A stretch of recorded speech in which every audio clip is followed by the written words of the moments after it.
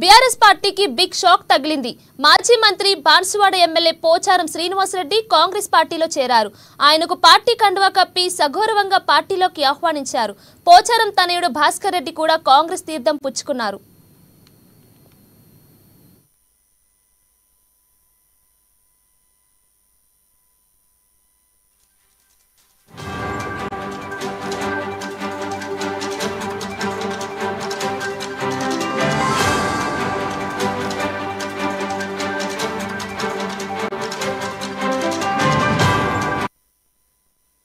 ఇక తెలంగాణ ప్రాంత రైతుల కోసం పోచారం శ్రీనివాసరెడ్డిని పార్టీలోకి తీసుకున్నామని అన్నారు సీఎం రేవంత్ రెడ్డి.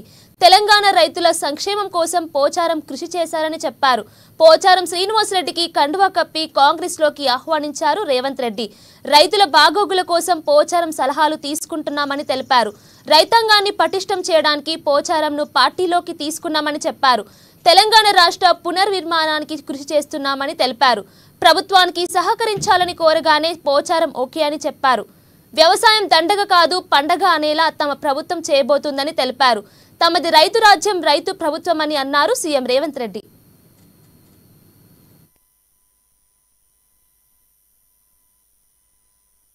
ఆధారిత రైతుల యొక్క సంక్షేమం ఈ తెలంగాణ ప్రజల యొక్క మొదటి ప్రాధాన్యత.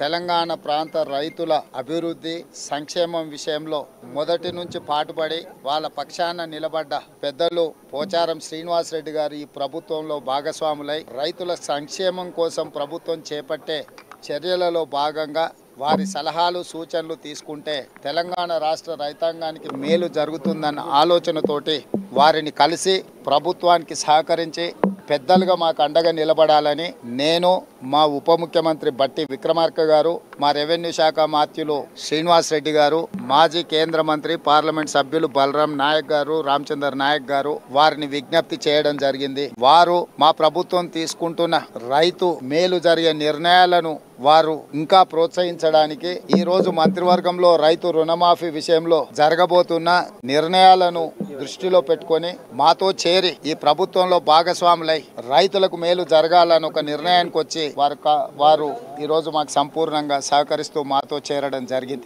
ఈ విషయాలన్నిటిని దృష్టిలో పెట్టుకొని రేపు భవిష్యత్తులో ఒక పక్కన సీనియర్ నాయకులు అందరితో పాటు సమానంగా పోచారం శ్రీనివాసరెడ్డి గారికి సముచితమైన గౌరవం మర్యాద వారిచ్చే సూచనలు సలహాలు ఈ ప్రభుత్వం పాటిస్తుంది. రైతుల పక్షాన ఈ రోజు మేము చేయబోయే కార్యక్రమాలలో వారు అత్యంత క్రియాశీలక పాత్ర పోషించి రైతుల సంక్షేమం కోసం బాన్సువాడ శాసనసభ నియోజకవర్గ అభివృద్ధి కోసం మొదటి నుంచి వారికి అండగా నిలబడ్డ నిజామాబాద్ జిల్లాలో అసంపూర్తిగా ఉన్న సాగునీటి ప్రాజెక్టులు గాని అభివృద్ధి కార్యక్రమాలను గాని పూర్తి చేయడానికి వారు ముందుకొచ్చి మాకు సహకరించినందుకు ముఖ్యమంత్రిగా ఈరోజు వారికి కృతజ్ఞతలు తెలియజేస్తూ ఇదే విధంగా మీడియా మిత్రులు కూడా సహకరించి ఈ అభివృద్ధి కార్యక్రమాన్ని ముందుకు తీసుకువెళ్లాల్సిందిగా కోరుకుంటున్నాం. అదే ఇప్పుడు వారు వచ్చిండ్రా రాలేదా, ఒకవేళ వస్తే వారు ఏం మాట్లాడినరు పూర్తి సమాచారాన్ని తెలుసుకున్న తర్వాత వాటి మీద స్పందిస్తా. ఒక మంచి వాతావరణంలో పెద్దలు పోచారం శ్రీనివాసరెడ్డి గారు మాకు అండగా నిలబడడానికి ఒక మంచి వాతావరణం ఉన్నప్పుడు కొన్ని అనవసరమైన వివాదాలు అనవసరమైన విషయాలు మనం చర్చించుకోవడం ఏమాత్రం ఉపయోగం లేదు.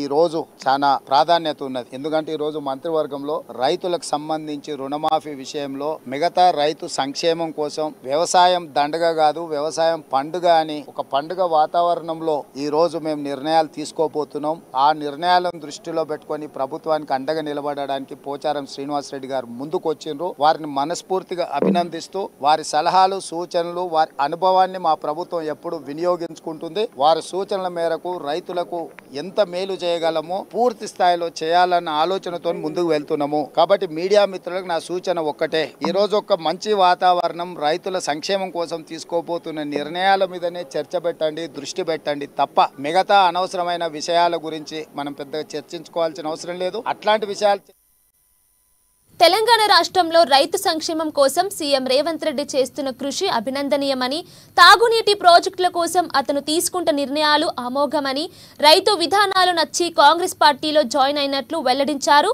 BRS MLA Pocharam Srinivasa Reddy.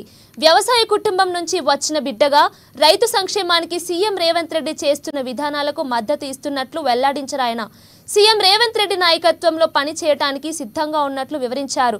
ఉదయం తన ఇంటికి వచ్చిన సీఎం రేవంత్ రెడ్డి మంత్రి పొంగులేటిని సాదరంగా ఆహ్వానం పలికారు పోచారం.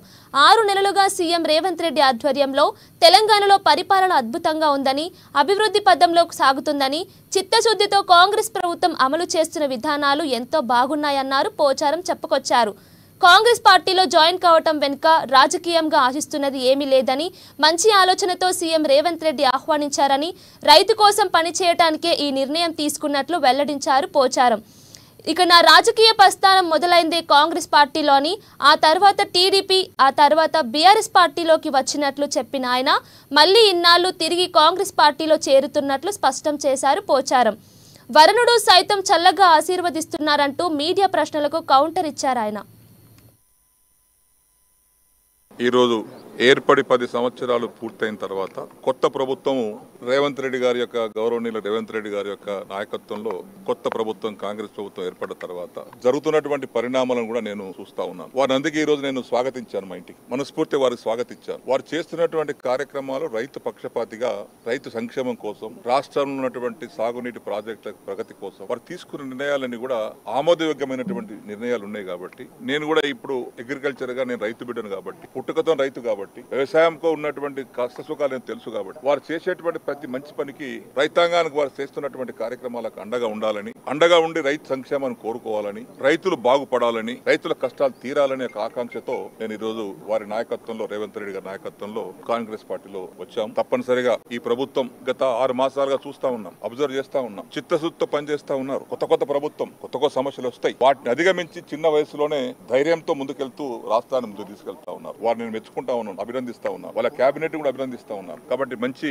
ఆలోచనతో వారు వచ్చారు. నేను కూడా మంచి ఆలోచనతోటే నా జీవితంలో రాజకీయంగా నేను ఆశించేది ఏం లేదు. నేను ఆశించేది రైతు సంక్షేమం. నేను వ్యవసాయ శాఖ మంత్రిగా చేశాను, బ్యాంక్ చైర్మన్ గా చేశాను. ఇవన్నీ రైతుతో ముడిపడ్డటువంటి సంస్థలు ఇవన్నీ. కాబట్టి రాష్ట్ర ప్రగతిలో వారు చేసేటువంటి అభివృద్ధికి, వారు సంకల్పించినటువంటి కార్యక్రమాలకు చేదోడు వాదోడుగా ఉండి రాష్ట్ర ప్రగతి కోసం, రైతు ప్రగతి కోసం అందరం కలిసికట్టుగా సమిష్టిగా కృషి చేస్తాం. పొంగులేటి గారు కూడా, శ్రీనివాస్ రెడ్డి గారు కూడా పాత మిత్రులే మాకు. వారు రెవెన్యూ శాఖ మంత్రిగా మంచి పోర్ట్ఫోలియో వారి దగ్గర ఉంది. వారి సహకారంతో, అందరి సహకారంతో రాష్ట్ర ప్రగతిలో అందరం పాలు పంచుకుందాం. ఆ సందర్భంలోనే గౌరవనీయులు మన గౌరవ ముఖ్యమంత్రి రేవంత్ రెడ్డి గారి యొక్క నాయకత్వంలో బలపరుస్తూ ఈ రోజు అందరం కలిసి రాష్ట్ర భవిష్యత్తు కోసం పనిచేస్తామని అభిప్రాయం ఒక తీరు ఉంటుంది. నేను కూడా టీఆర్ఎస్ పార్టీ చేరకుండా ముందు తెలుగుదేశం పార్టీలో ఉన్నా. నేను ఆనాడు తెలుగుదేశం పార్టీ నుంచి టీఆర్ఎస్ పార్టీ రావడానికి గల కారణాలు ఏందో ఆనాడుండే, మరి అప్పుడు కూడా వచ్చాను కదా. మరి అసలు నేను ముందు నా రాజకీయ భవిష్యత్తు మొదలైందే కాంగ్రెస్ పార్టీతోనే కండువా కప్పుకొని రాజకీయాలు చిన్నప్పుడు మీ వయసులో వచ్చాను.